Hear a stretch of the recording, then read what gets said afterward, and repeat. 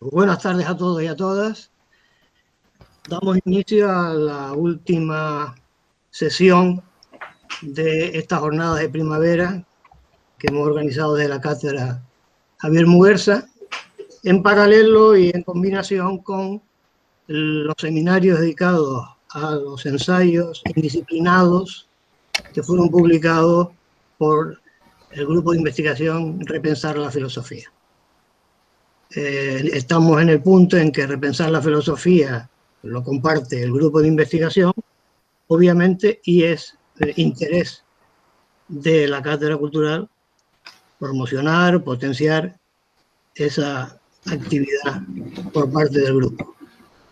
En esa simbiosis entre grupo y cátedra, llegamos ahora a esta última sesión, que tiene la particularidad de que es una suerte de mesa redonda o diálogo entre tres conocidas por nosotros y cuya presentación casi obvia, porque sus méritos están perfectamente ya circulando en la red, y pues todos podrán hacerse cargo de que son especialistas en este asunto.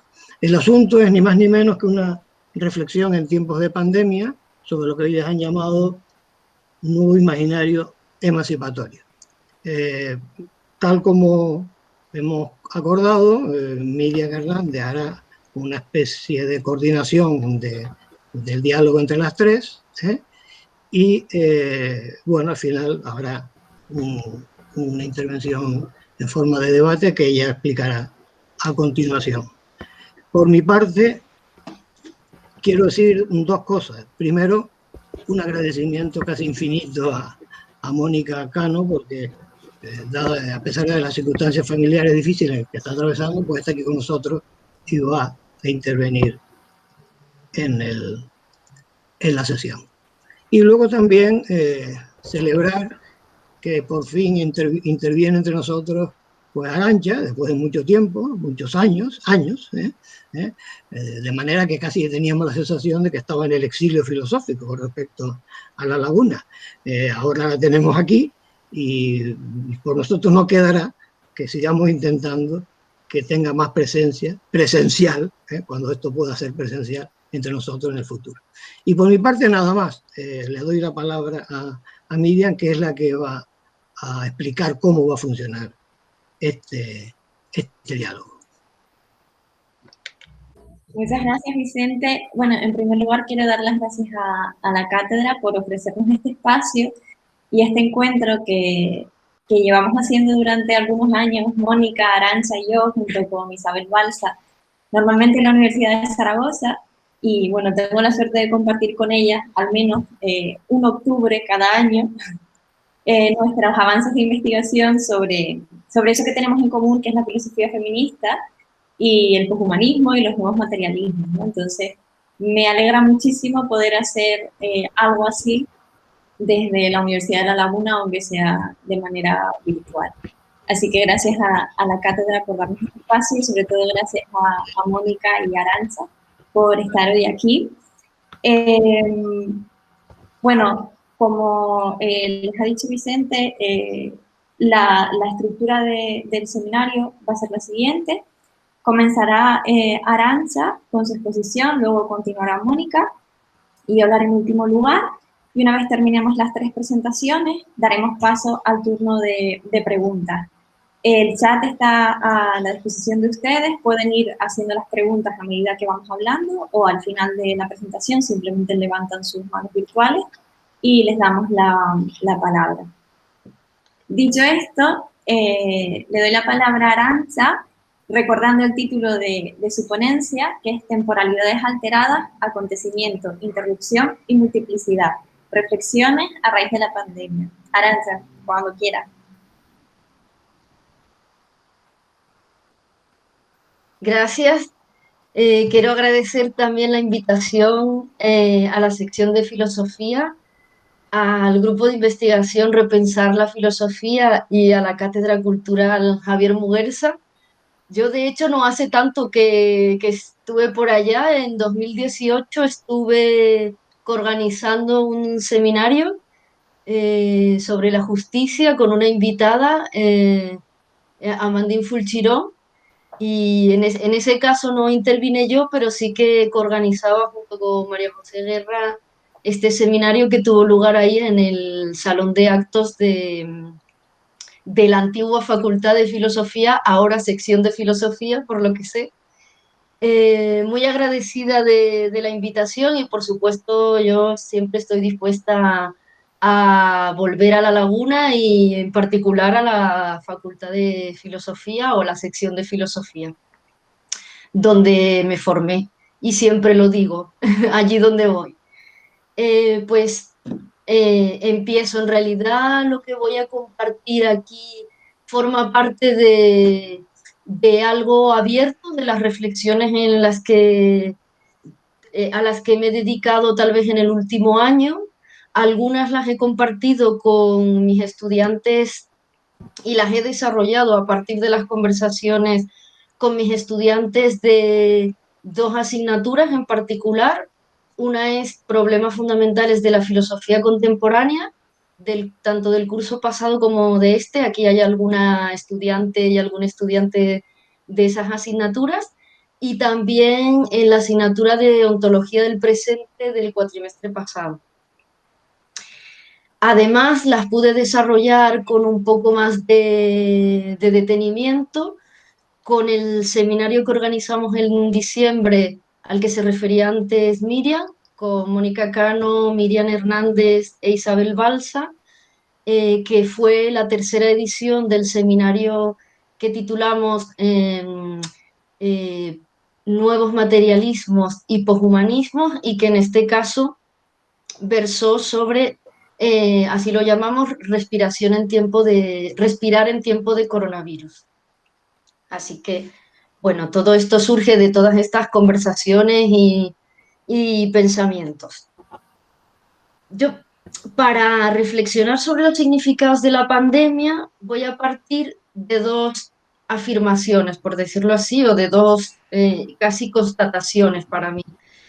La primera es que la pandemia del COVID-19 es un fenómeno poshumano.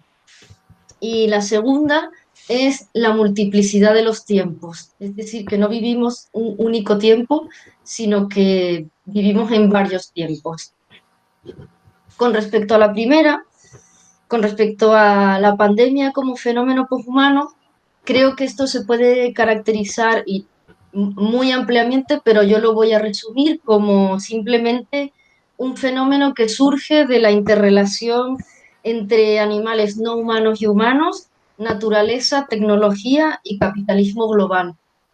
Y por sintetizarlo mucho, porque como digo, es más bien mi punto de partida, voy a tomar las palabras de Vandana Shiva, que es una pensadora y activista ecofeminista india, que a propósito precisamente de esta pandemia y en un texto que se publicó a finales de marzo del año pasado, es decir, cuando todavía estábamos en pleno encierro obligatorio, escribió lo siguiente, y la cito: todas las emergencias que en la actualidad ponen en peligro vidas tienen su origen en la visión mecanicista, militarista y antropogénica de los humanos como seres al margen de la naturaleza, como amos y señores de la tierra que pueden dominar, manipular y controlar a otras especies como fuentes de beneficio. También tienen su origen en un modelo económico que considera los límites ecológicos y éticos como obstáculos que se deben superar para aumentar el crecimiento de los beneficios empresariales. En ese modelo no caben los derechos de la madre tierra, los derechos de otras especies, los derechos humanos ni los de generaciones futuras. Fin de la cita. Y el segundo punto de partida para mí es el de la multiplicidad de los tiempos. Tomo la expresión literalmente de María Zambrano, aunque la voy a emplear de una manera más amplia o en un sentido más laxo para referirme a una pluralidad de tiempos que cohabitan, que es el sentido en el que la emplea María Zambrano, pero también para referirme a distintas concepciones de la temporalidad. Concepciones de la temporalidad que se alejan tanto de la comprensión lineal de la modernidad eurooccidental, patriarcal y colonial, como de la posmodernidad neoliberal. Pues como ha señalado Rosy Braidotti y ha desarrollado amplios estudios al respecto, la temporalidad de la modernidad y de la posmodernidad difieren. Mientras que la modernidad se caracterizó por una especie de fe sin límites en el futuro, la posmodernidad, en su forma de capitalismo biogenético, como a veces lo llama Braidotti también, no tendría ningún plan de futuro. En este tipo de capitalismo, la concepción del tiempo ya no es lineal ni teleológica. Y Braidotti argumenta que de lo que se alimenta además este capitalismo actual es del futuro en sí. Y la cito: lo que come es el futuro en sí. Fin de la cita. Además, en este capitalismo actual convierte todo en presente, pero este presente es un presente saturado. Así, nuestra autora habla del estrechamiento del horizonte temporal. Este estrechamiento del horizonte temporal es una especie como de estrechamiento del tiempo, es debido a la dificultad cada vez mayor de concebir el futuro. Lo cual, dice Braidotti, y la vuelvo a citar, nos está privando aquí y ahora del único tiempo que tenemos, el presente. Fin de la cita. Braidotti introduce además, esta cita es de una obra de 2006, introduce además una alusión a la respiración que a raíz precisamente del COVID-19 me interesa particularmente, nos ha interesado también a Miriam, a Mónica y a mí, y que hemos tenido oportunidad de empezar a explorar en el seminario de diciembre. Braidotti dice, y cito: el estrechamiento del horizonte temporal ya está empujando a muchos a mostrar una adhesión entrópica a un universo ya sin aliento ni inspiración. De modo muy semejante al de nuestro amenazado planeta, también nosotros estamos quedando sin aire. Fin de la cita. Coincido con Braidotti en la necesidad de elaborar nuevas figuraciones, representaciones de la contemporaneidad que se alejen de lo que ella misma denomina la ideología dominante del lamento melancólico. Sin embargo, querría subrayar también que estos otros imaginarios sobre los que nos invita a pensar el título de estas jornadas ya existen, son memoria y presente. Tal vez solo haga falta que les prestemos atención y que les demos crédito, en especial quienes tenemos interés por repensar la filosofía.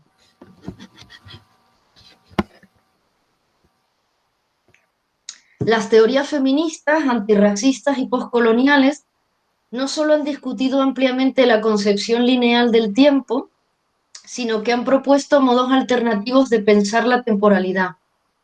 Por ejemplo, las reflexiones de Lucy Irigaray acerca del tiempo a la luz de la diferencia sexual, la idea del doble nivel del tiempo lineal y cíclico de Julia Kristeva, la heterogeneidad multitemporal de Silvia Rivera Cusicanqui, las temporalidades multidimensionales de Stuart Hall o la propia temporalidad nómada de Rosy Braidotti, por citar solo algunos de los ejemplos que conozco mejor. En suma, el tiempo del capitalismo, tanto moderno-colonial como posmoderno neoliberal, no es el único tiempo que existe, aunque tenga esa pretensión, aunque tenga la pretensión de ser un tiempo total y absoluto, no lo consigue.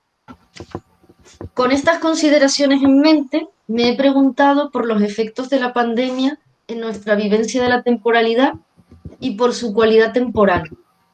También me interrogué acerca de cómo la temporalidad de la pandemia afecta y se ve afectada por la temporalidad neoliberal y sobre si quizás estas experiencias temporales permitan salir del presente saturado al que se refiere Braidotti para darnos pistas acerca de cómo estar presentes en el presente.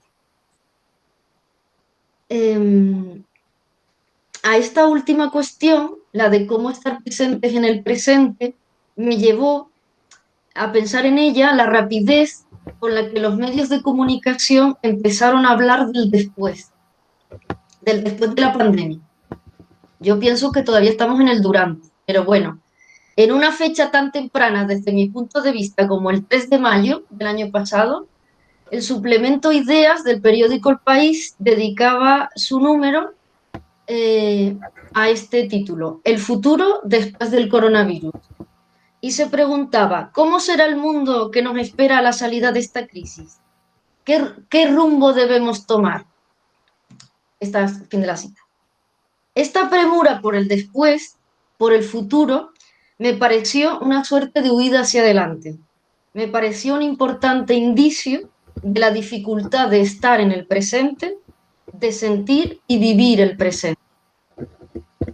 No estoy en condiciones de ofrecer una respuesta completa a todos estos interrogantes, aunque yo diría que afortunadamente, ya que considero fructífero que la reflexión está abierta y, por lo tanto, abierta también a la conversación que podamos mantener esta tarde. Sí apuntaré, sin embargo, dos cuestiones que me parecen relevantes para pensar nuestro presente en pandemia. Primero, expondré la pandemia como acontecimiento y sus efectos en la temporalidad. Y después consideraré la dificultad de nombrar el acontecimiento como un desafío a nuestra comprensión. En estas reflexiones me acompañaré de Hélène Cixous y de Hannah Arendt. Empiezo por el primer punto. Me inclino a pensar que vivimos una de esas situaciones que Hélène Cixous denomina acontecimiento. Andábamos tranquilamente o intranquilamente, eso da igual, con nuestras vidas y de pronto sucede algo que trastorna nuestra cotidianidad, el imprevisible.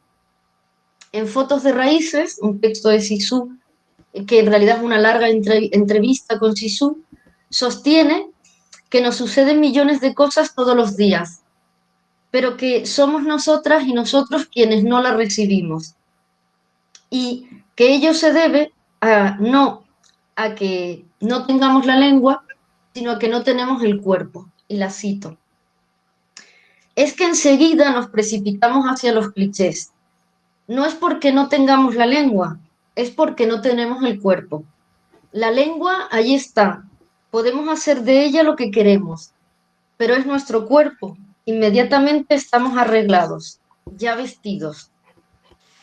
¿Qué podemos hacer para no precipitarnos hacia los clichés? Para no arreglarnos tan inmediatamente. Cixous habla del acontecimiento como de aquello que interrumpe el curso de la vida. A veces lo llama también entre dos. Y lo describe como sigue, y cito. Todo aquello que hace que el curso de la vida sea interrumpido.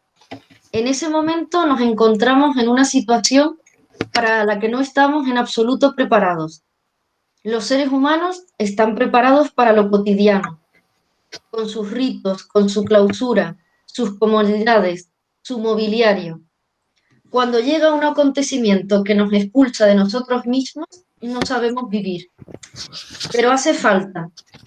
Nos vemos lanzados en un espacio-tiempo en el que todas las coordenadas son otras que aquellas a las que estábamos acostumbrados desde siempre. Además, estas situaciones violentas siempre son nuevas. Fin de la cita.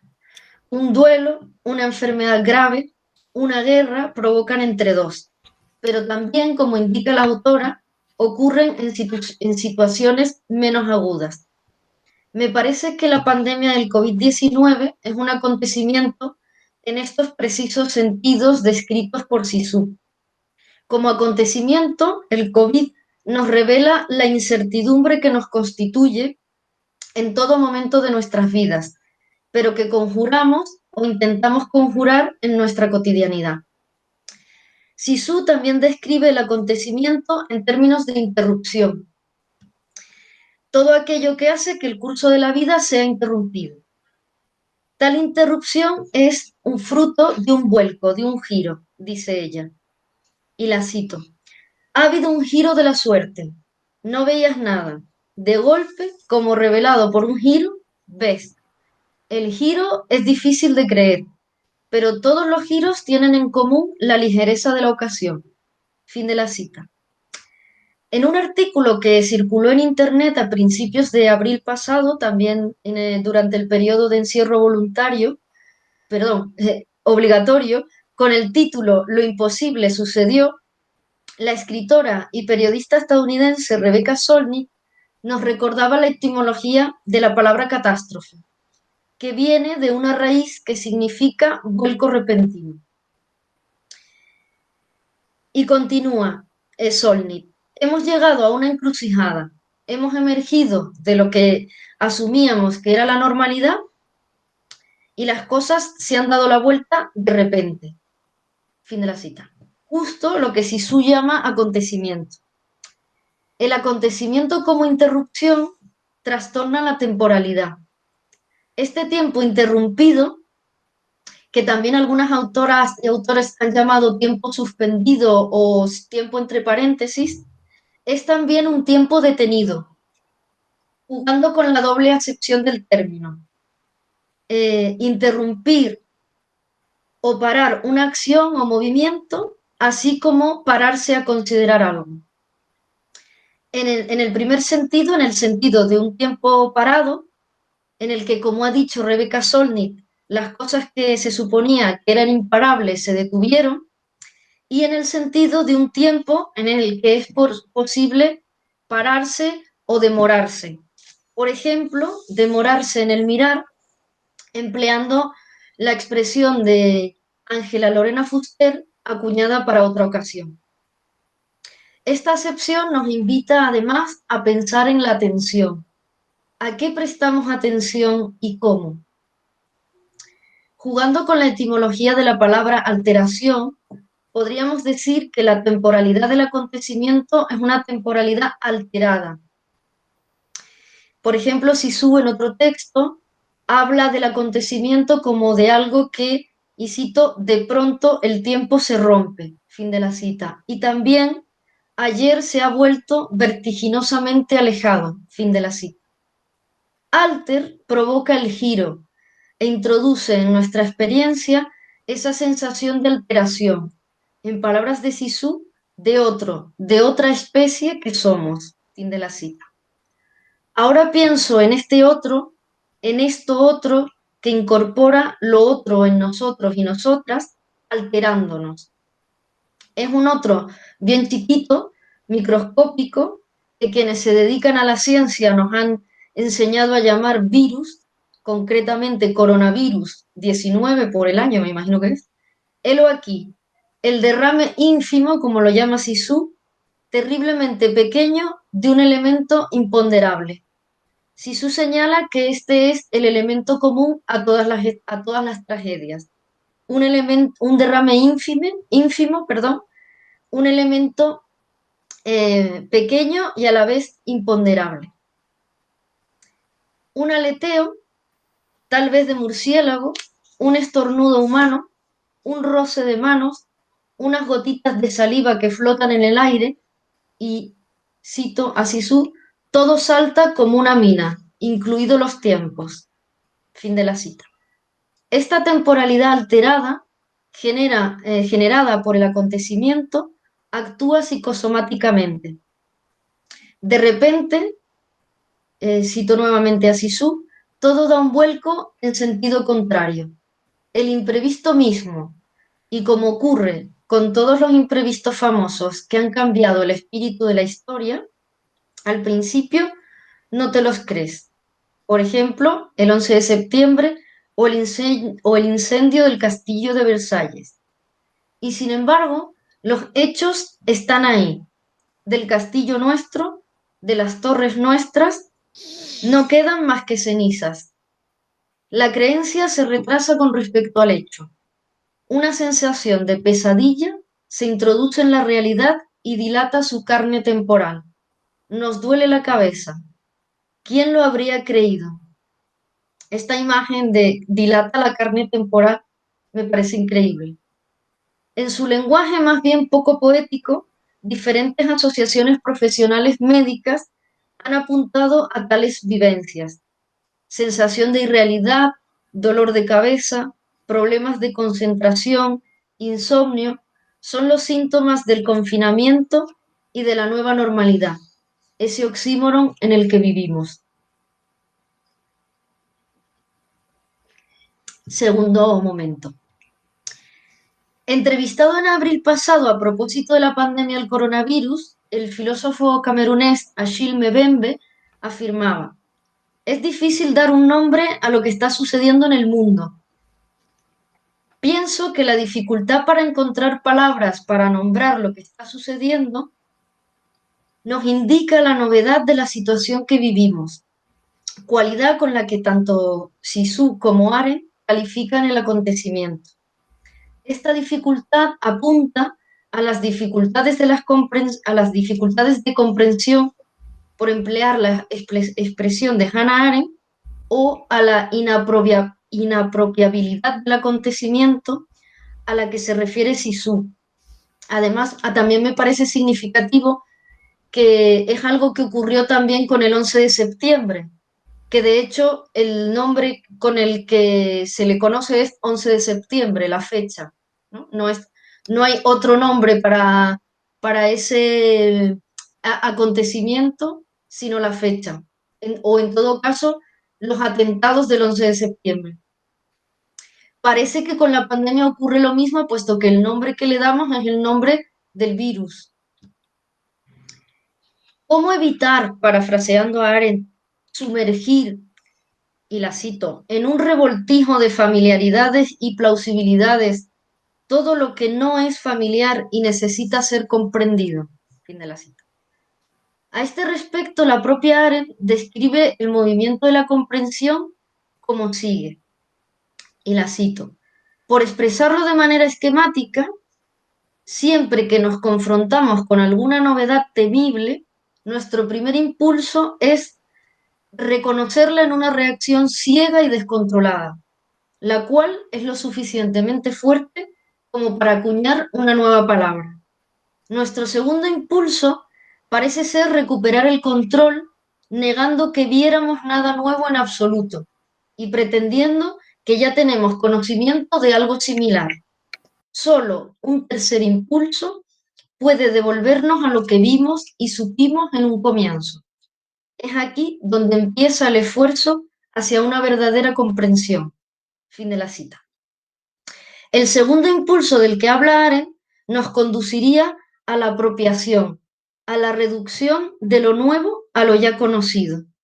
Este impulso, como además señala la propia Arendt en su contexto, es fuerte. Y es un impulso que podemos ver también en nuestro contexto. Hace apenas 2 semanas leíamos en los titulares de los periódicos: la pandemia se pudo haber evitado. O en los portales virtuales de noticias, un panel de expertos señala que la catástrofe de la pandemia podría haberse evitado. Fin de la cita. Yo interpreto estos anuncios como una reacción que forma parte de este segundo impulso del que habla Arendt. Es decir, de presas del segundo impulso arendtiano, tratamos de recuperar el control. Y entonces dicen: sí, lo podíamos haber evitado, porque eso significa que restauramos la lógica de la previsibilidad y de la previsión. ¿Será esta la razón, la de recuperar el control, por la que en estos momentos y también a lo largo de toda la pandemia nos hemos hallado inmersas en una vorágine de metáforas bélicas para hablar de la pandemia?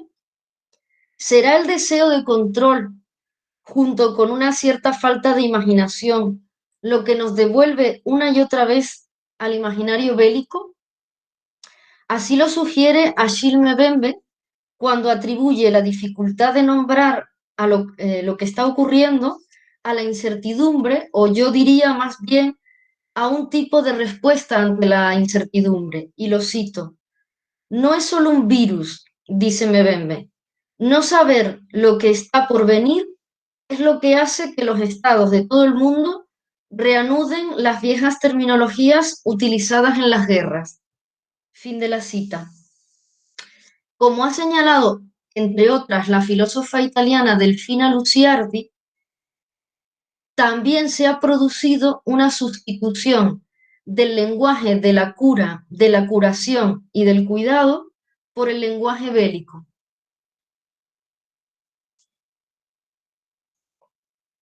De tal manera que no enfermamos, sino luchamos contra un virus y entonces tenemos un enemigo interno al que debemos combatir, etc. Todas estas metáforas bélicas que se han reproducido hasta el infinito para hablar de la enfermedad. Considero importante, ya no me queda mucho, considero importante criticar estos imaginarios que reaparecen una y otra vez, pero creo que la crítica por sí sola no es fructífera. Es preciso ofrecer otros imaginarios, incluidos otros imaginarios del cambio. Cambiar los imaginarios del cambio heredados de la tradición filosófica occidental. Como decía al inicio de mi intervención en relación con las concepciones de la temporalidad, estos otros imaginarios no son futuribles o no son solo futuribles, ya existen, son memoria y presente. Tomémoslos en cuenta. Para finalizar, quiero llamar nuestra atención sobre una imagen del cambio que aparece en algunas de las autoras con quienes he pensado, la de Metamorfosis.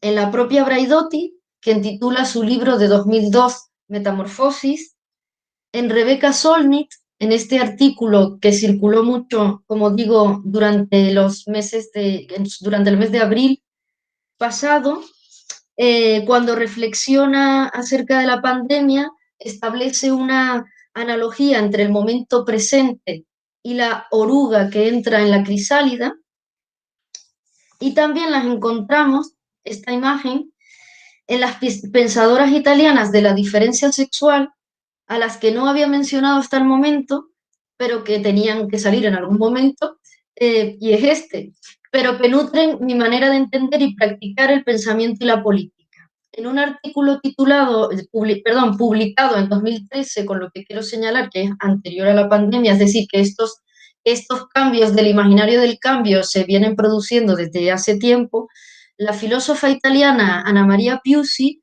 nos invita a mirar con confianza a los elementos de promesa y de apertura en el presente. Y la cito.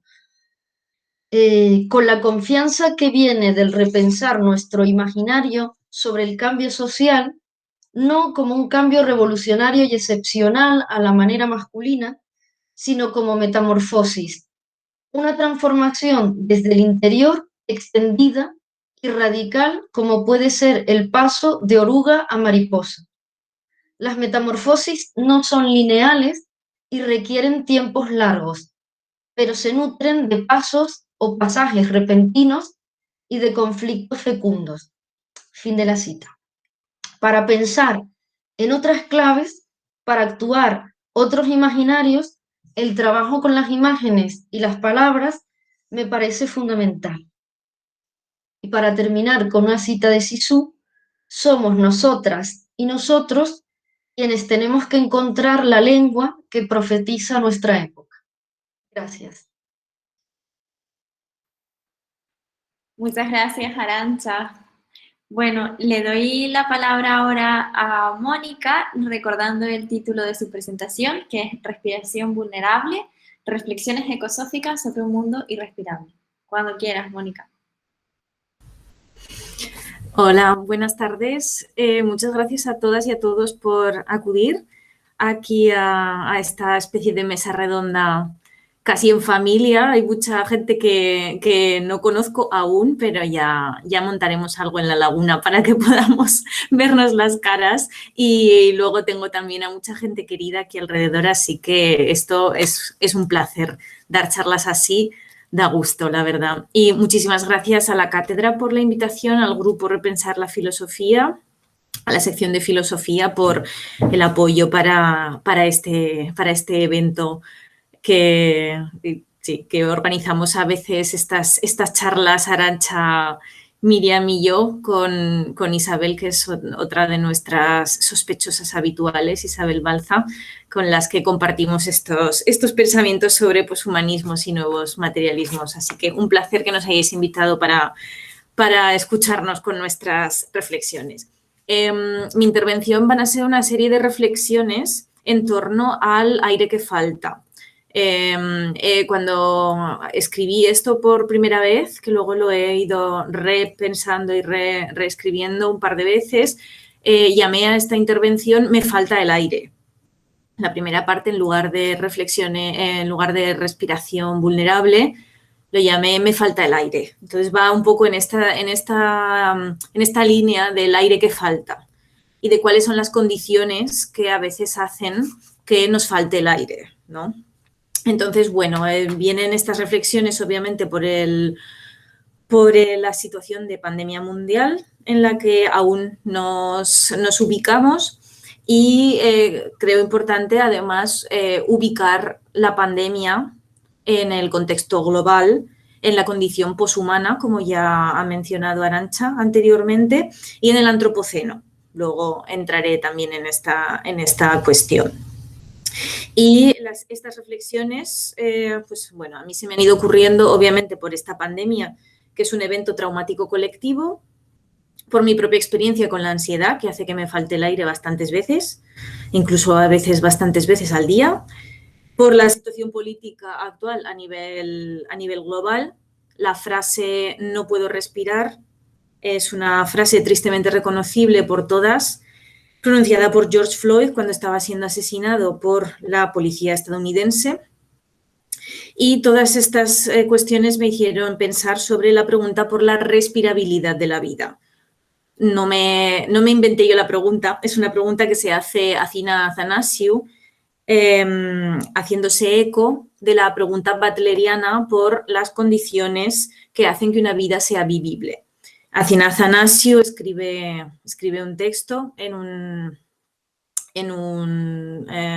volumen de una revista que he publicado con Tuija Pulkkinen, luego mandaré el link por el chat, en la que se pregunta por qué condiciones hacen que una vida sea respirable. Entonces, pues haciéndose eco de esta pregunta butleriana de qué vidas importan, qué cuerpos importan, qué vidas son arrojadas a la abyección, Athina Athanasiou se pregunta qué vidas son irrespirables y qué vidas se arrojan a condiciones de irrespirabilidad. ¿Qué vidas literalmente son irrespirables? ¿Qué vidas se encarnan en situaciones en las que el aire es venenoso?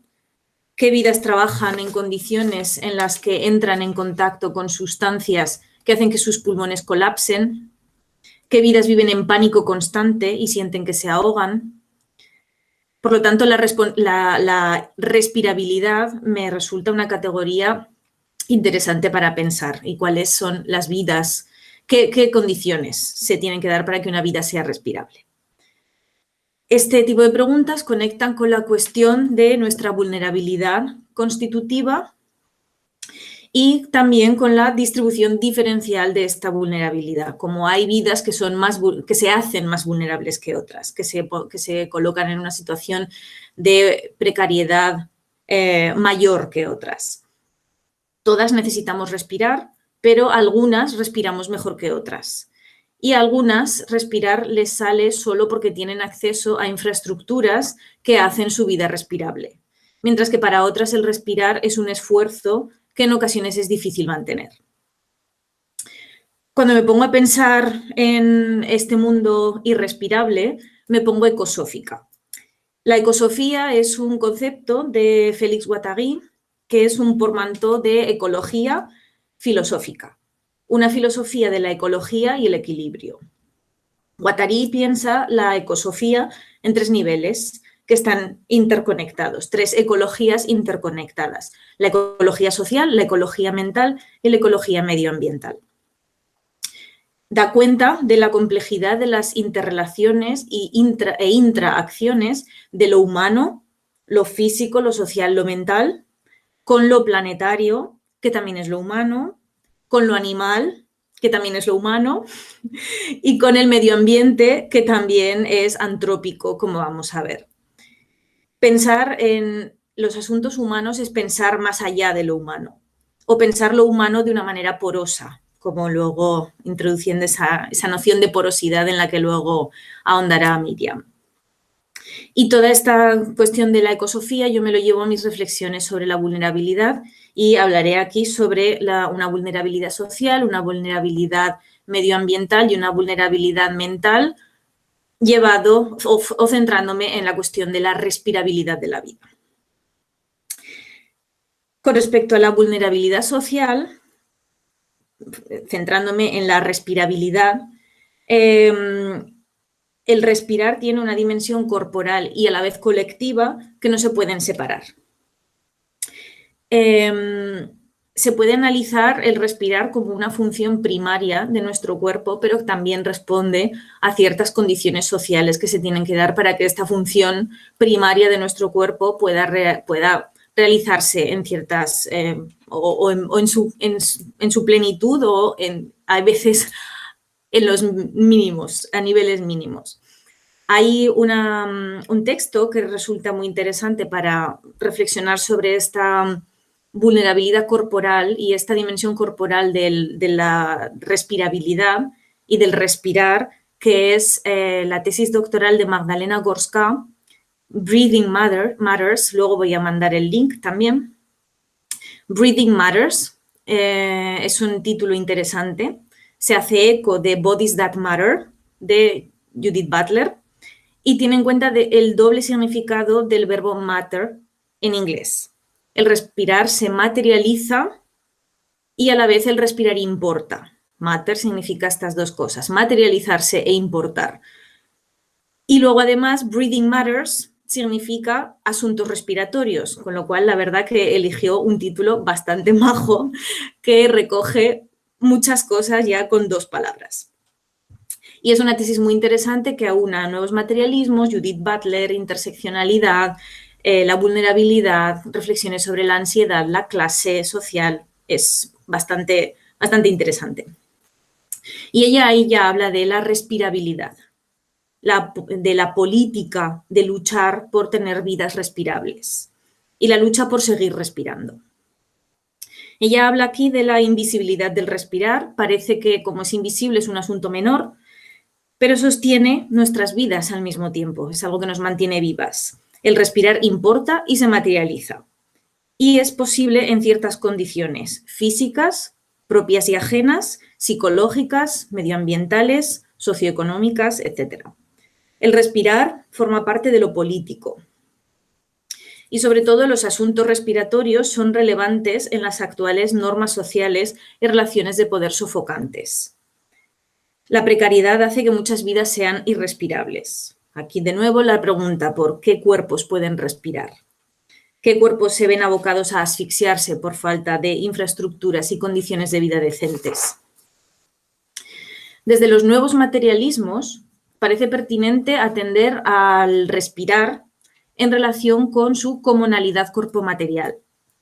Todas respiramos, todos nuestros cuerpos respiran, como pertenecientes a la especie humana, más o menos de la misma manera.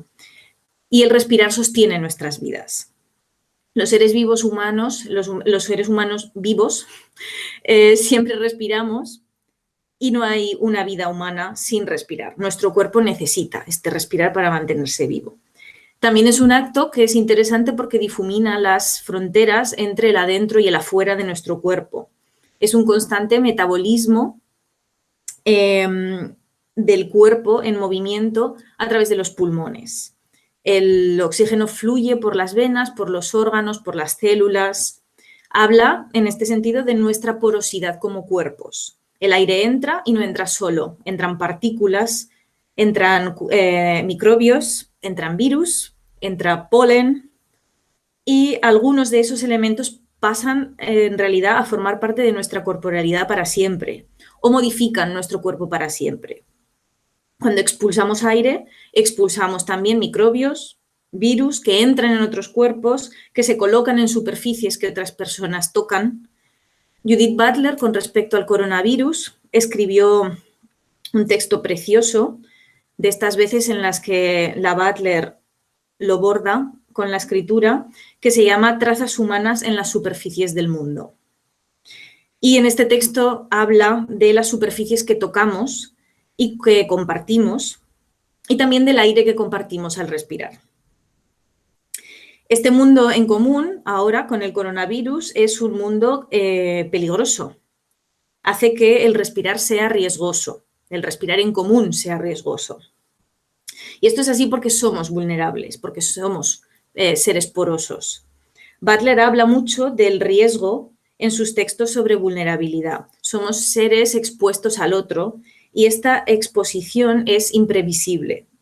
No podemos prever cuál es el impacto que el otro puede tener en un encuentro, en la interacción entre diferentes seres. Y esto es así porque no somos seres invulnerables, puesto que la invulnerabilidad es una fantasía del sujeto liberal que ya está obsoleta. Es una fantasía falsa que además tiene efectos perniciosos. Pensar en un sujeto vulnerable, poroso, abierto al encuentro con el otro, es mucho más adecuado y además mucho más estimulante. Respirar, pues, aunque no nos damos ni siquiera cuenta de que lo estamos haciendo, no es un acto ni simple ni homogéneo. Hay un reparto diferencial de las posibilidades de respirar. Se hace necesario, pues, un análisis interseccional, encarnado y situado, y yo añado ahora así, ecosófico, también de la política del respirar. Hay diferentes capacidades respiratorias, la diferencialidad de respirar, por ejemplo, con un pulmón colapsado, o con cáncer, o con pulmones de diferentes tamaños, con ansiedad, con COVID-19, con COVID largo.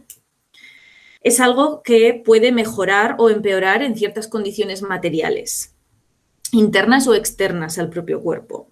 Y es algo que se puede entrenar incluso, o es una capacidad que se puede perder. El respirar, además, es algo que no pertenece a la singularidad humana. No somos los únicos seres vivos que respiramos. Y muchos seres vivos respiran de maneras diferentes, además. Nuestras células respiran. Por lo tanto, también podríamos extendernos, no voy a hacerlo ahora, pero podríamos ir hacia una perspectiva posantropocéntrica del respirar, el análisis de diferentes maneras de respirar en diferentes especies, plantas, animales terrestres, animales acuáticos, organismos microscópicos, etc. Por lo tanto, tiene este componente también postantropocéntrico.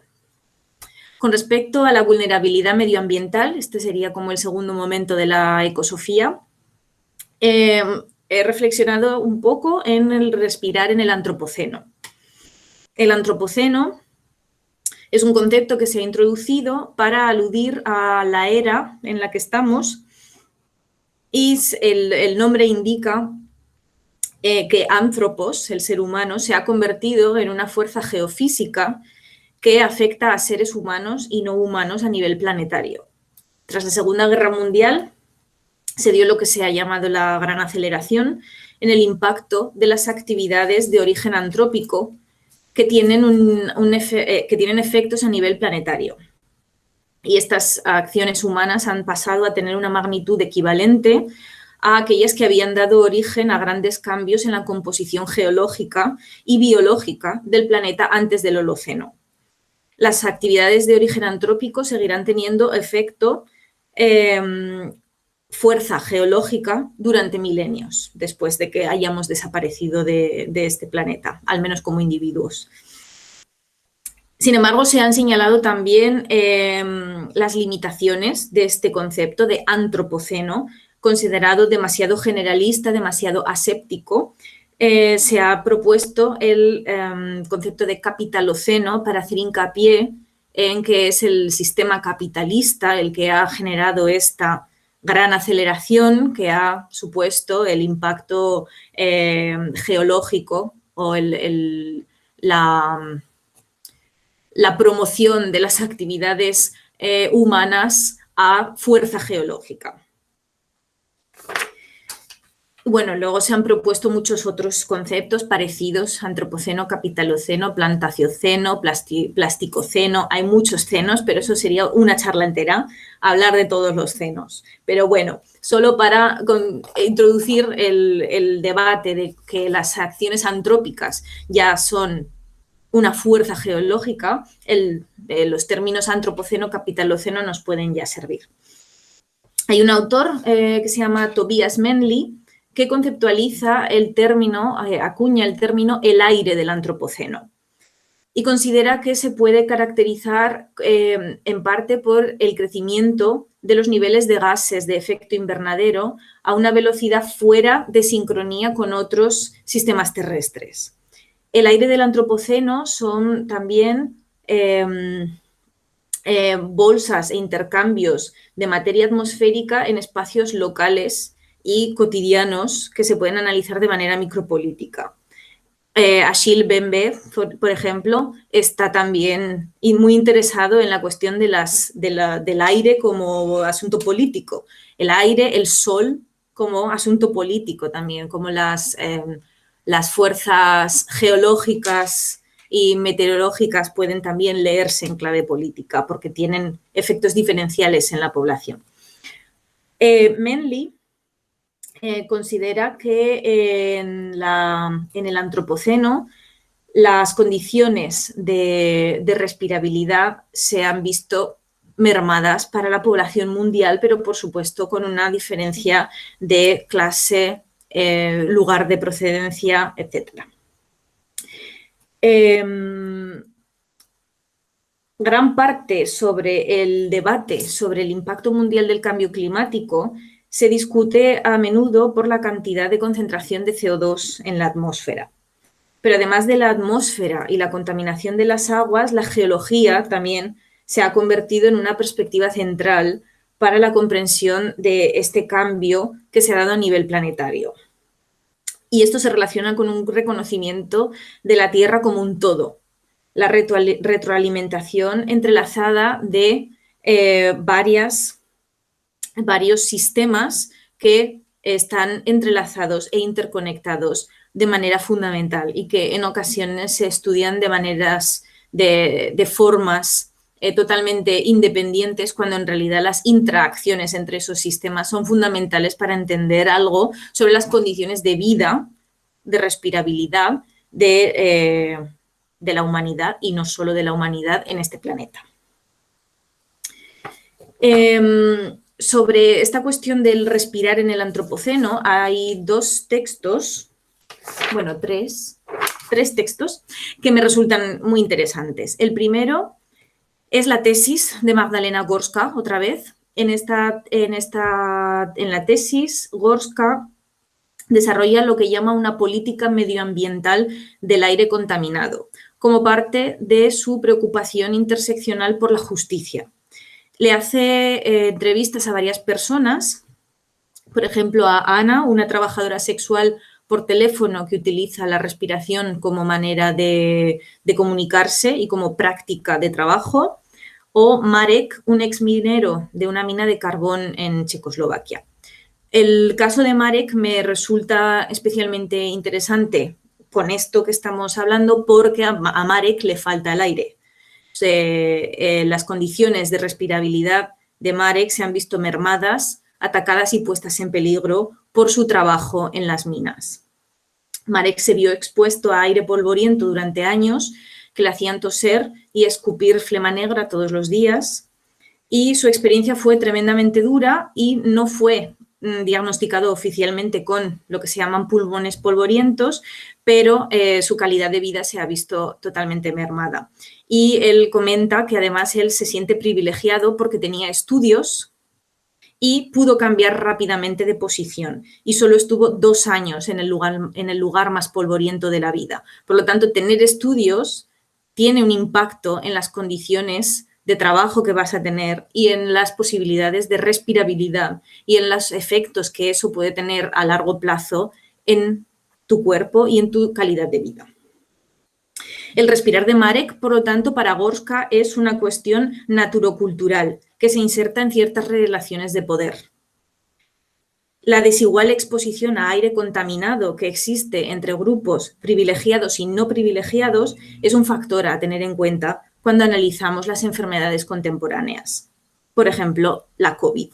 Es también evidente que hay unas condiciones socioeconómicas que tenemos que atender. El segundo libro es Slow Violence, de Rob Nixon, Violencia lenta. Es un libro muy interesante, en el que Rob Nixon conceptualiza el término de violencia lenta para hablar de una violencia que se produce en diferido, una destrucción que se produce en diferido, dispersa en el tiempo y en el espacio.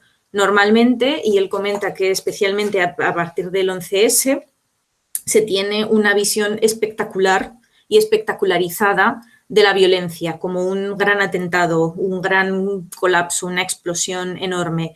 Y él comenta que hay otras violencias, en plural, a las que nos hemos acostumbrado, que parece que se van naturalizando y que no es instantánea, sino que es incremental y acumulativa, que es insidiosa, que poco a poco se va instalando en nuestras vidas. Esta idea de violencia lenta va en la línea de lo que Edward Said llamaba el silencio normalizado del poder que no se ve. Y en este libro, bueno, él analiza las consecuencias medioambientales del neoliberalismo con muchos ejemplos de la literatura. Él es de estudios culturales, de inglés, y habla, por ejemplo, de las experiencias de vivir en Nigeria después de las consecuencias del extractivismo de Shell, de la empresa petrolera Shell. Por ejemplo, recoge un testimonio que dice, cito, «Ya no podemos respirar oxígeno natural, en cambio respiramos gases letales. Ya no podemos beber nuestra agua a menos que queramos experimentar los efectos del petróleo crudo en nuestros cuerpos. Esto es violencia». O sea, fin de la cita, y yo añado, esto es violencia. El tercer texto es Bodily Natures, de Stacey Alaimo, y ella introduce en los debates ecofeministas contemporáneos el concepto del pulmón proletario. Ella analiza este concepto, que lo toma de otros autores, en realidad de Lewontin y Levins, pero, y ellos también ya trabajan con una perspectiva de clase, un poco interseccional, clase, raza, la corporalidad y la materialidad, pero ella lo desarrolla más allá, dentro del marco de los nuevos materialismos, para desafiar los límites de la conceptualización de los cuerpos humanos y no humanos. Para ella, el cuerpo proletario se ve expuesto al amianto, al carbón, al polvo, a los humos, a los productos tóxicos, y está en el interior de quien trabaja, pero también se ve sometido al escrutinio de la medicina, de la ley, de la higiene industrial, de los seguros médicos, los sindicatos, etc. El pulmón proletario ilustra que el cuerpo humano no está nunca cerrado de manera rígida, sino que es invulnerable, que nuestro cuerpo es poroso y que es vulnerable a flujos con el entorno, entornos industriales, entornos insertos en ciertas relaciones de poder. Hay una interacción entre la corporalidad, las normas culturales y las relaciones de poder. Y el pulmón proletario para ella demuestra cómo la opresión de clase y de raza, de género, etcétera, penetra en el cuerpo de manera profunda. Lo biológico y lo social no se pueden considerar como esferas separadas. También pensando en el aire del antropoceno, está un problema también que es el aire convertido en arma. Sloterdijk ya hablaba del atmoterrorismo, analiza cómo los soldados alemanes soltaron gases de cloro sobre sus enemigos y cómo el aire convertido en arma dio paso a un nuevo tipo de guerra, lo que Sloterdijk llamó atmoterrorismo, el convertir, aterrorizar a través de la atmósfera, crear atmósferas irrespirables para ciertas poblaciones. También existe el atmodiseño, del que se hacen eco Braidotti y Hlavaýová en su glosario poshumano, y es también una modificación perniciosa de la atmósfera para generar ambientes irrespirables. Por ejemplo, cuando durante la Primera Guerra Mundial se realizaron los primeros ataques de gas, con gas en los frentes. También se ha utilizado en la Guerra del Rif, en Marruecos, con ataques aeroquímicos, y por supuesto también Hiroshima y Nagasaki tuvieron el mismo objetivo, incluso yendo más allá. No solo fue el aire allí lo que se convirtió irrespirable, sino que también el agua fue imbebible, los suelos fueron incultivables, la vida se convirtió en invivible. Entonces es un ataque a las condiciones de vida de la población. Y el último punto del que quiero hablar es el de la vulnerabilidad mental, que obviamente está entrelazado con todo lo anterior y que lo podríamos mirar desde diferentes perspectivas, pero yo lo he mirado desde la perspectiva de la ansiedad. Y hay también diferentes tipos de ansiedad que me vinieron a la cabeza. Por ejemplo, la ansiedad política, que el mundo en el que vivimos dispara nuestra ansiedad. Hay muchos estudios de cómo estamos de los nervios, precisamente por la situación política. Y las redes sociales, además, saben perfectamente cómo manejar nuestros niveles de ansiedad, manejar y manipular nuestros niveles de ansiedad. La ansiedad por el coronavirus, por supuesto, en una situación en la que estamos anticipando la muerte o anticipando el ahogo o estando ya ansiosas porque alguien de nuestro entorno se está ahogando, y porque tenemos miedo a no poder seguir respirando. Y también ya desde el principio de la pandemia empezó a escucharse un término que es el duelo anticipado, un duelo anticipado colectivo en el que nos insertamos cuando todo esto del coronavirus apareció. Es un duelo, un proceso de duelo que se da antes de la muerte, cuando se anticipa la muerte de un ser querido. En este momento de pandemia mundial fue un duelo anticipado global, colectivo y elevado a la enésima potencia. Todo esto, bueno, sí, luego está la ecoansiedad. Claro, la ecoansiedad también es un concepto muy interesante.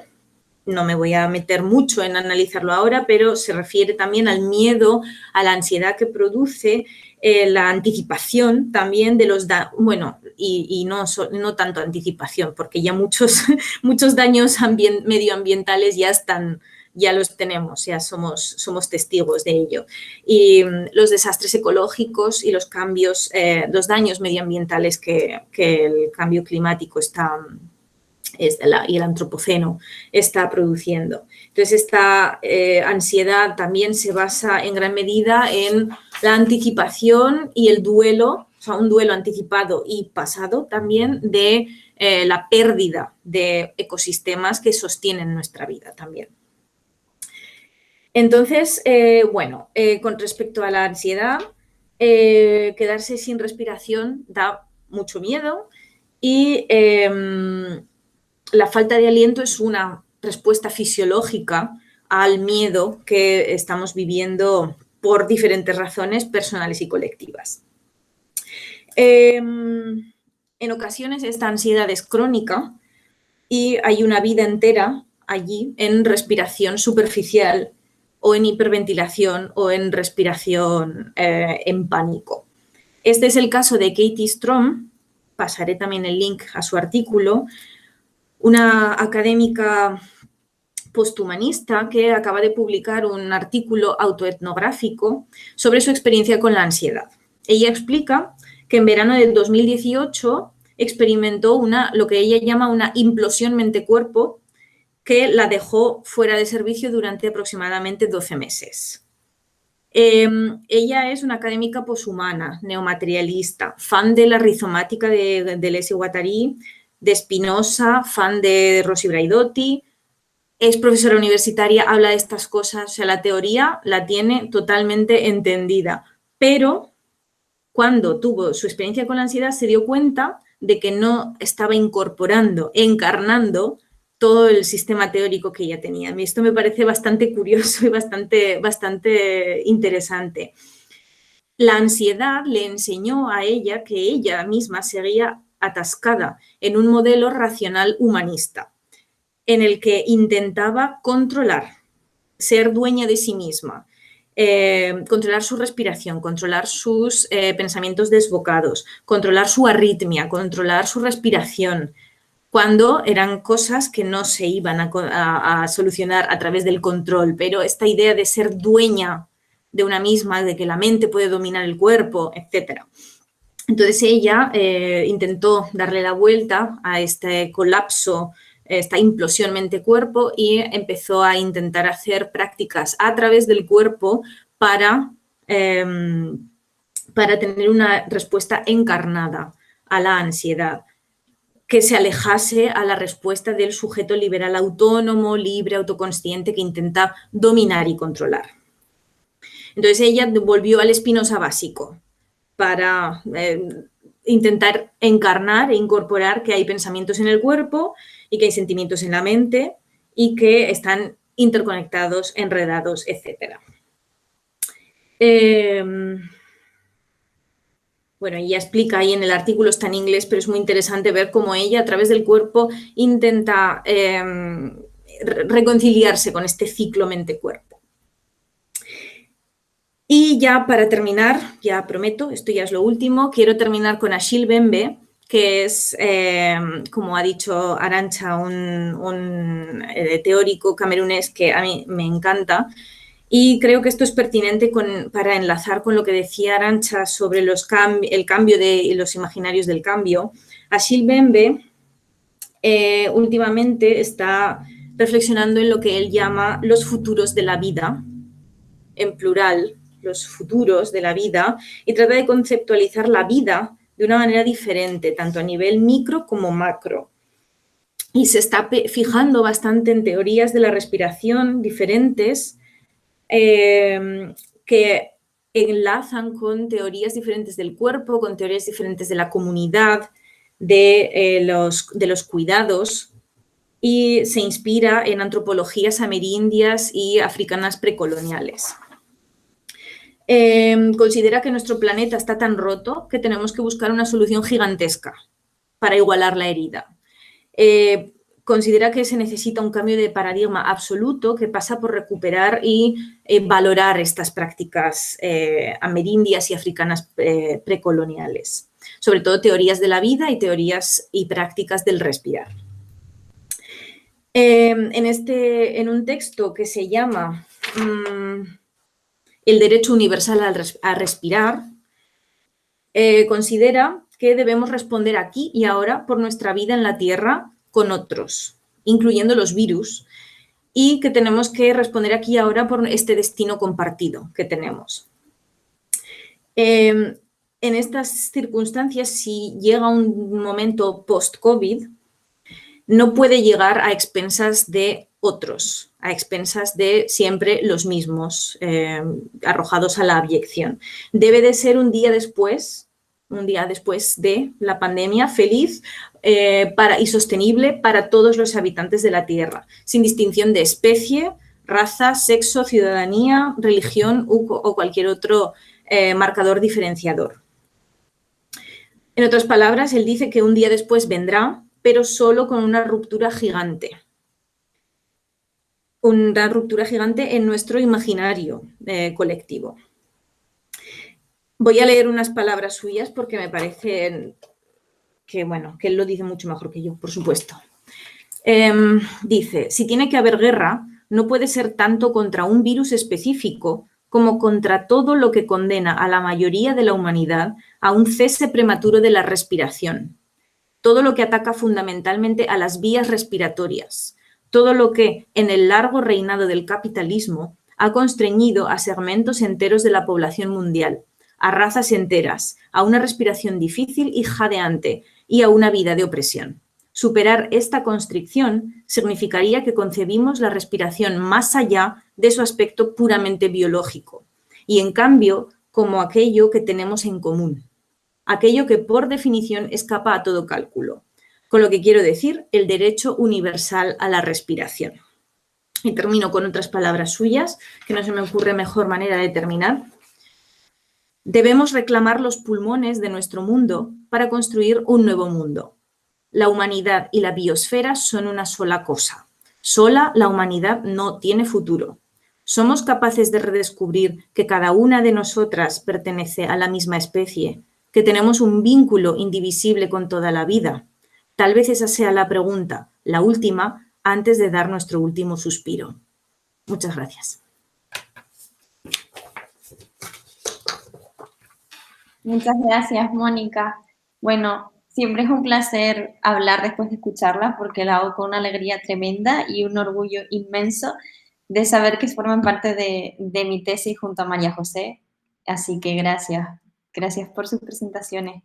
Bueno, yo voy a hablar, les leo el título. Bueno, ahora les cuento. Entre viscosidades porosas y entrelazamiento, reflexiones sobre la tecnocorporalidad en tiempos de pandemia. Y lo que hago es un poco retomar, voy a comenzar con lo que nos hablaba Mónica sobre la respiración en tiempos de coronavirus y voy a finalizar con algo que hablaba Arantxa sobre el carácter bélico que tiene la forma en la que se aborda la crisis pandémica. Y el texto que les presento pues surge como el de Mónica y el de Arantxa de aquel seminario que hicimos junto a Isabel Balsa, porque cuando se planteaba la idea de pensar la pandemia, de pensar la respiración, yo la verdad me bloqueé bastante porque no podía abordarlo.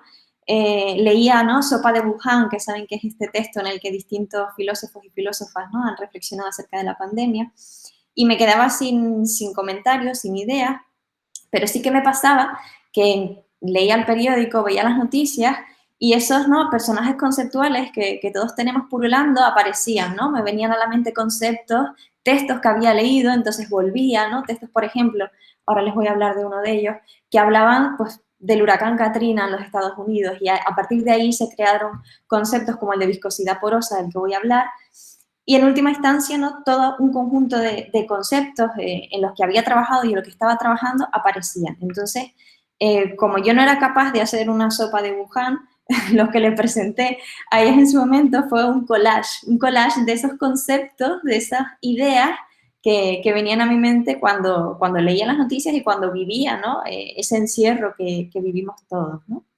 Entonces, voy al texto. Parto, aquí no lo pongo, pero ya que lo ha dicho Arantxa, pues lo hago explícito. Parto de la consideración de que el COVID es un asunto poshumano, pero también es una crítica al sujeto liberal, supuestamente individual e independiente.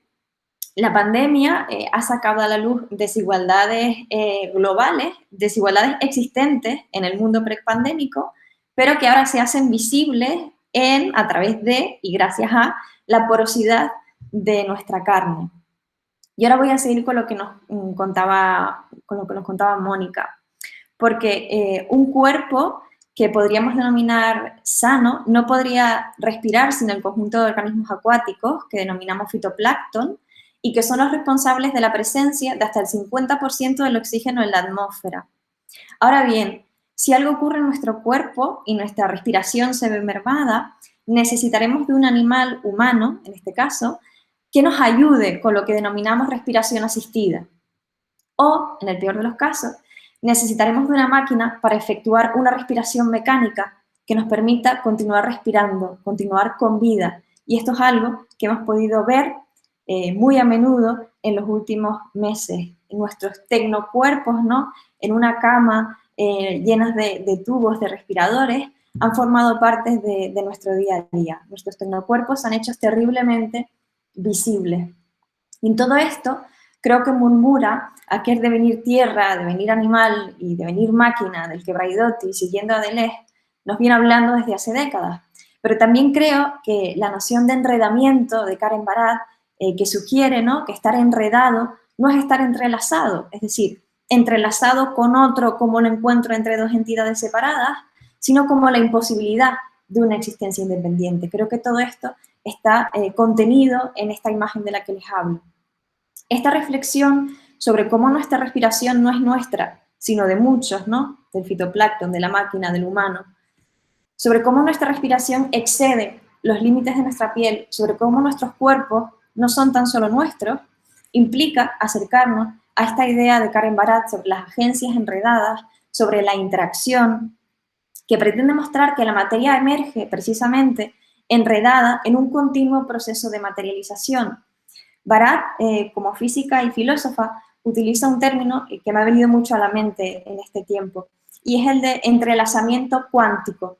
El entrelazamiento cuántico en física se utiliza para visibilizar el hecho de que las partículas se afectan instantáneamente a través de cualquier distancia.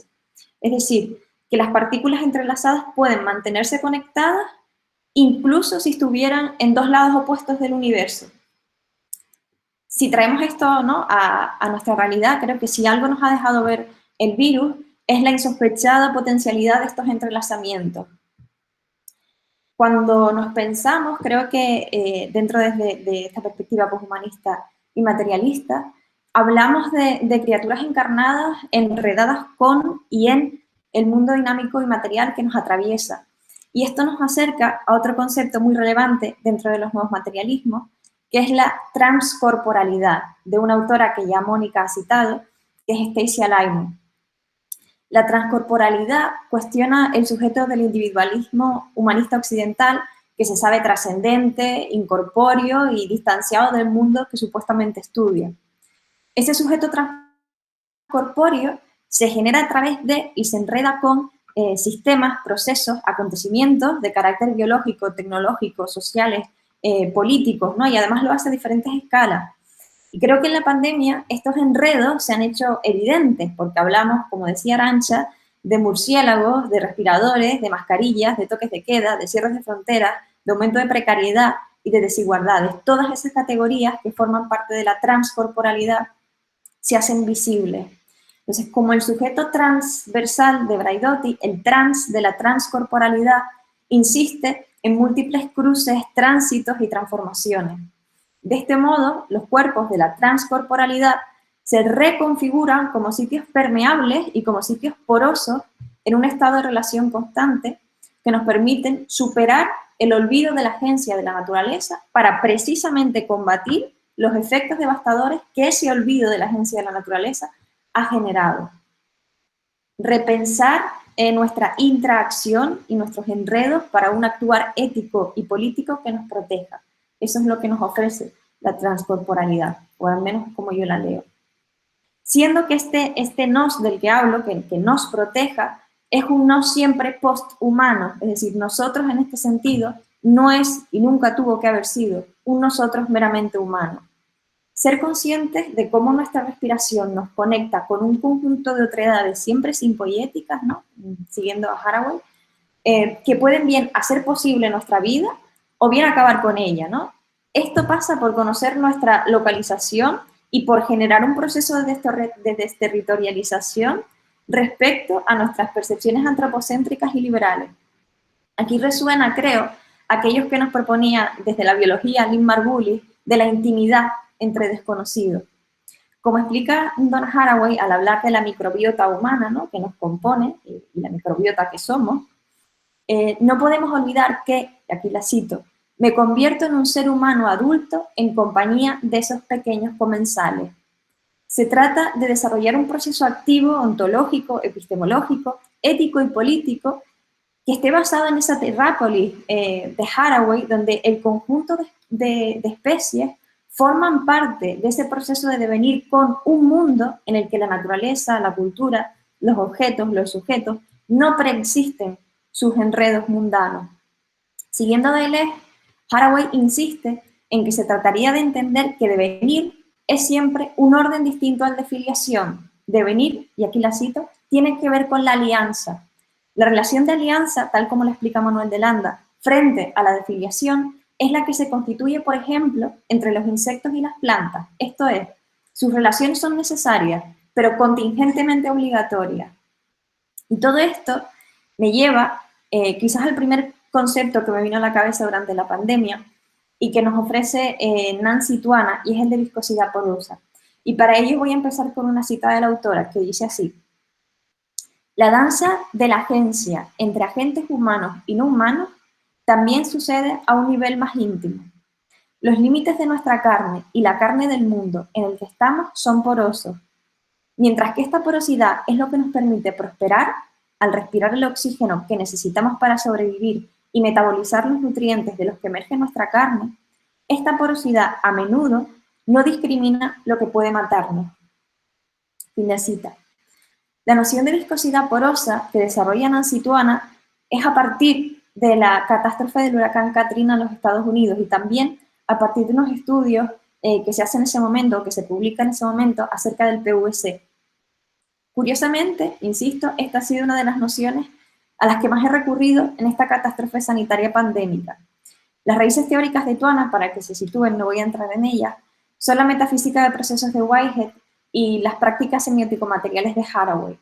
Su concepto es una metáfora, es una figuración para entender las relaciones entre los seres a través de las cuales ellos mismos son constituidos.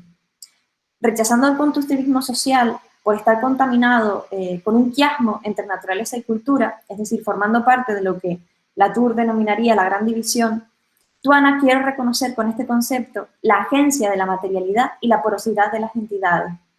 Existe una viscosidad porosa. Mi carne y la carne del mundo son porosas, ¿no? La porosidad, dice ella, es una bisagra a través de la cual somos de y en el mundo. Y esta porosidad la describe como viscosa. Viscosa porque la viscosidad no es ni fluida ni sólida, es algo intermedio entre ambos, ¿no? El término, dice ella, de fluidez le gusta, pero parece que con lo que fluye se va. Sin embargo, en lo viscoso siempre hay algo que permanece. De ahí la metáfora. Y además dice, y aquí la cito, lo llamo viscoso porque hay membranas que afectan a las interacciones. Estas membranas son de varios tipos: piel, carne, prejuicios, imaginario simbólico, hábitos y encarnaciones. La atención a la porosidad de las interacciones ayuda a socavar la noción de que las distinciones, por muy importantes que sean en contextos particulares y en momentos concretos, significan un supuesto límite natural o inmutable que no podemos sostener y que además no nos podemos permitir. Mirar a través del ojo del Katrina no revela una visión tajante entre lo natural y lo social, más bien se mezclan a la perfección. El Katrina se produjo, nos explica Tuana, por una concatenación de fenómenos, una zona de baja presión, un agua cálida en el océano y tal vez los fenómenos de deforestación e industrialización y sus consecuencias. Si hablando del Katrina, Nancy Tuana nos dice, cito, que no es posible distinguir entre lo puramente humano de lo puramente natural, no sabemos hasta qué punto la acción humana pudo motivar o facilitar un fenómeno como este, y me cita, creo que años más tarde, algo muy parecido podemos decir de esta crisis pandémica. La zoonosis por la que se ha producido el contagio masivo del SARS-CoV-2 nos recuerda el conjunto de agentes presentes en esa catástrofe del Katrina.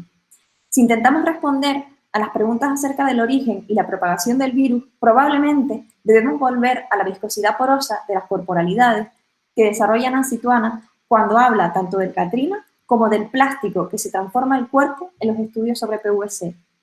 Analizar el fenómeno del virus implica considerar los fenómenos más que humanos y más que naturales, como hemos hecho o hemos intentado hacer en otro tipo de catástrofes que denominamos naturales y que creo que deberíamos de dejar de pensarlas como tan estrictamente naturales y empezar a ver qué hay de humano en esas catástrofes naturales. Ampliar entonces los marcos éticos y las agencias pasa por pensarnos a nosotros mismos y pasa por desacelerar, no solo para respirar más despacio, sino para darnos cuenta de cómo lo tecnológico, lo animal o lo vegetal nos conforma a través de y gracias a la porosidad de nuestra carne. Pensar por contacto y no por representación. El tacto, la consideración, el devolver la mirada, el devenir con, como explicaría Haraway, nos hace responsables en formas impredecibles de los mundos que se constituyen. El tacto o el contacto de nuestra carne porosa con el mundo nos ha llevado a esta compleja situación pandémica. Pero es también ese tacto el que crea espacios de apego. Como explica Polvi Preciado, precisamente en Sopa de Wuhan, cito, seguir con vida, mantenernos vivos como planeta frente al virus, pero también frente a lo que pueda suceder, significa poner en marcha formas estructurales de cooperación planetaria. Fin de cita. Esta cooperación planetaria y poshumanista, añadiría yo,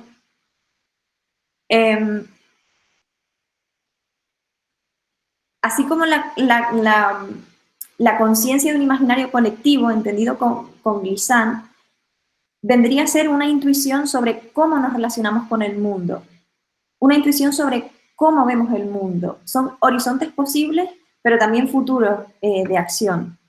Dipesh Chakrabarty, en su reflexión sobre la pandemia, cita a un médico premio Nobel que se llama Joshua Ledenberg y utiliza Chakrabarty la siguiente cita. El futuro de los microbios y la humanidad se desarrollará probablemente como episodios de un thriller de suspense que podría titularse Nuestro ingenio contra sus genes. Fin de la cita. Hemos visto en los últimos meses cómo el ingenio humano y la naturaleza se aunan en forma de vacunación masiva para superar esos genes de los que habla Ledenberg, y probablemente no sea la última. Restarle suspense a ese thriller, a esos futuros thrillers, pasa por pensar y actuar, por ejemplo, desde la ético-epistemología, del poshumanismo y de los nuevos materialismos. No deseo que nuestro horizonte sea una discusión entre ingenio y genes, sino más bien un horizonte de convivencia y de contacto que parten por considerar nuestro carácter interactivo y simpoyético. Abandonar esa lógica belicista de nuestro ingenio versus los genes pasa, y con esto termino, por saberse fruto, parte y proceso de una multiplicidad de flujos, interacciones, cambios y devenires mucho más que humanos.